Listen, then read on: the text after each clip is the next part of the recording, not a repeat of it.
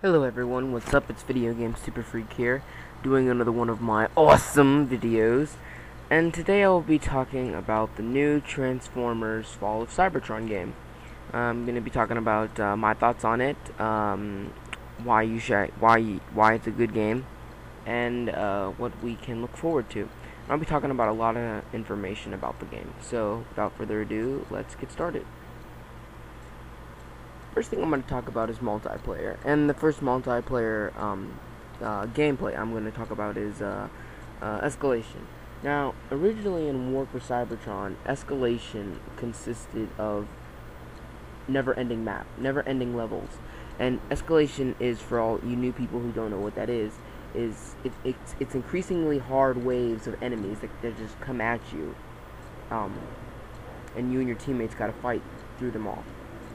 Next thing I'm going to talk about is DLC.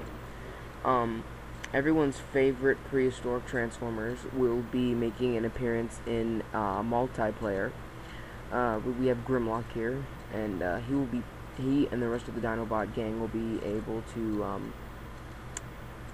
make an appearance in multiplayer, like escalation and team deathmatch and stuff like that.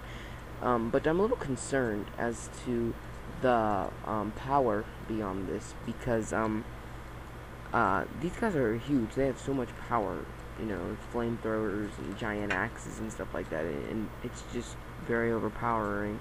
It'd be very, very difficult for new players, and well, any player, to go up against a raging dinosaur. So I wonder how they're gonna balance out the power and stuff like that.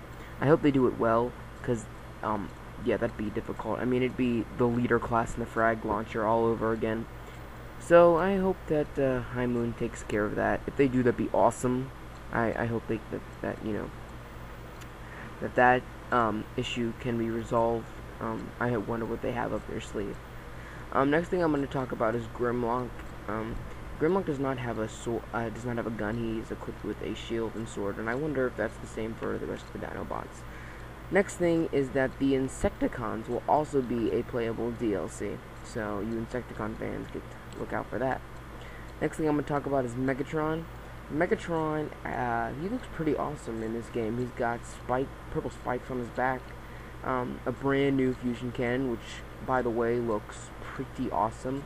And as you can see in this picture, he's got a hover ability. And the hover ability, when he's done, he gets to do a cool ground pound. So I can't wait to see that. And here we got a picture of him going up against some Decepticon. He's going to blast him. And here's a good picture of the new Megatron. He looks pretty awesome compared to the old one. And here I've got some multiplayer picks. We've got some guy on the opposing team going up against these guys. And here we got a cliff jumper head with a dead end body, Soundwave chassis, and some other parts, and some guy in the background, and a guy on the opposing team trying to take them all on. So I'm assuming the guy in the yellow is an Autobot. But this is kind of confusing to me, because with all the different colors, it's hard to know who's on the opposing team. Next thing I want to talk about is customization. You get to customize your weapon, your arms, your legs, your heads, all kinds of stuff like that. Your wings, the way you transform your voice. That's going to be really cool. You get to choose more of a variety than what you did in War for Cybertron. When all you did in War for Cybertron was just color your character, which was a little disappointing to me. Next here, on this picture, we have the four classes: the Infiltrator, the Destroyer, the Titan, and the Scientist. Now, in War for Cybertron, the Infiltrator was known as the Scout, the Destroyer was known as the Leader, and the Titan was known as the Soldier. The Scientists stayed the same. They still have the same name. I'm really excited about this because I personally get to make my own custom Transformer, which is based on my personality, which is why that's going to be very cool to be able to do that. And if you notice, this is for Xbox, at the ABX at the bottom, at the X you have change faction. So I'm guessing, well, I know you're going to be able to switch to your Decepticon class to see what they look like, which would be cool. And your XP is 25, just the same. That's your max. And I wonder if they have Prime Mode. I believe Prime Mode was mentioned. I'm not entirely sure though. But if you want more information on that, go and type in your YouTube search engine or Bing or Google and type in Transformers War or Fall of Cybertron Prime Mode. Here we see just more customization pics. We see a car, an Autobot car, it appears to be. Looks pretty cool. Yep, next one. Here we seem to have a, I can't tell if this is an Autobot or a Decepticon. He's got a brake with barricade head, and looks like a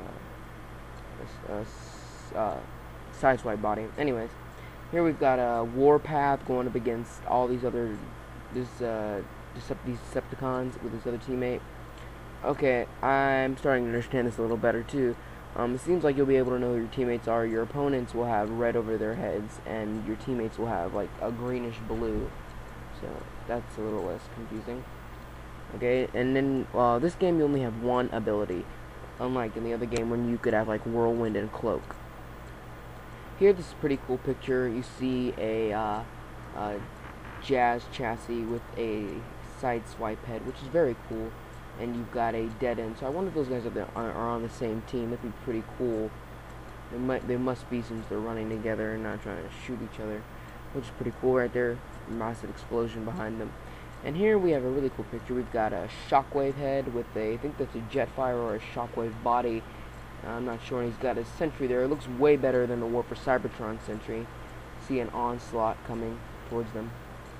Next, we see in this picture, we can see a helicopter. Yes, you guys heard it correct. The helicopters are in Fall of Cybertron. Maybe even more things, but that has yet to be confirmed. Next, I'm going to talk campaign. Here, we see Optimus going up against some octopus spider-like thing and Metroplex in the back. It looks pretty cool. Next, we have Jazz with his sniper rifle, and yeah, he looks way better than in War for Cybertron. We have Starscream from the Starscream gameplay. I will post a video of that gameplay in the link. And this was very interesting. I believe that I think there was confirmed crouching and crawling, so be on the lookout for that. Alright, thanks you guys for watching this video. That's all for me, and have a good day, guys.